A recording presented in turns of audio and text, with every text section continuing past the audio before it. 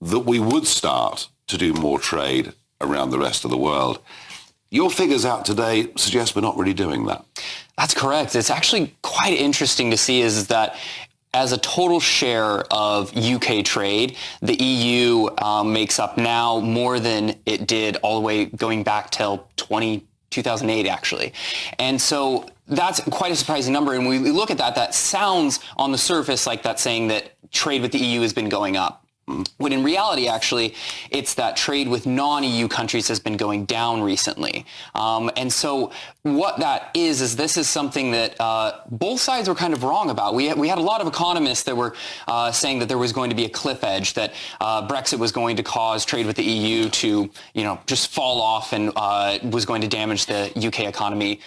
And the other side was saying that, well, Brexit is going to allow us to boost trade with our non-UK partners and see new growth and expansion. And pretty much what these results show is that neither side were right. We're seeing stability, if not stagnation, with the EU, but then we're not seeing that growth happen with non-EU countries. No. Despite the fact we've signed a whole series of new trade deals, we inherited some from the European Union, but signed some of our own. No, it's funny this, isn't it? I mean, on the one hand, it's good news, as you say, because our trade with Europe's not really been damaged at all. I mean, people want our goods and we want theirs and we go on doing business. But it is bad news because I've always taken the view that, yes, the European market's next door, and that's helpful in many ways. But in terms of global GDP, in terms of the global pie, it's about 15% of the world. It'll be 10% of the world in 5 years' time. And it's the new markets where the growth is. So what is it? What do you think we're getting wrong here? I think that, for one, that the government has really focused on these trade deals being PR successes. Quickly get them out, make sure that they look like really good deals. But the problem is that they're not looking hard enough at the substance at many of these. These trade deals, for one, are maybe being overpromised that they're going to have immediate impacts or are going to immediately benefit. These take time. Imagine if there's a UK business that is trading a lot with Germany, but all of a sudden here's that Australia opens up. They're going to start maybe looking into building those trade relations with them, but that takes time to build that, to find a clientele and everything. And so they're not going to see immediate results. And to promise that, I think, is misleading the public. Well, that's called politics, yes. Yeah, But isn't the truth of it also, whether you have a trade deal or not, there are many profitable trading relationships, even where there's tariff involved. It's true. If you've got a product that somebody wants to buy at a price they think is acceptable, they will buy it anyway. Clearly, we're not making the right products.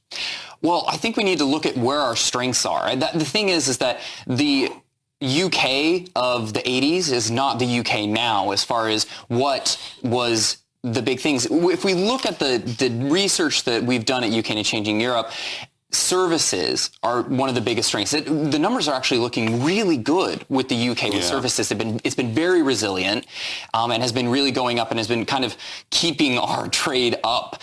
And so I think what it needs to look at is that we need to look at services being insurance, products like that? Financial, yes, exactly. It's not as much the construction of that product as it is the selling of the services, the softwares, the consulting, those other governments. We have a lot of expertise. We have a lot of knowledge. We're good at legal services. Exactly. We provide a lot of medical services. Now, there are many things we're good at, but what about manufacturing? Because we keep hearing the story that British manufacturing is doing rather better than we think.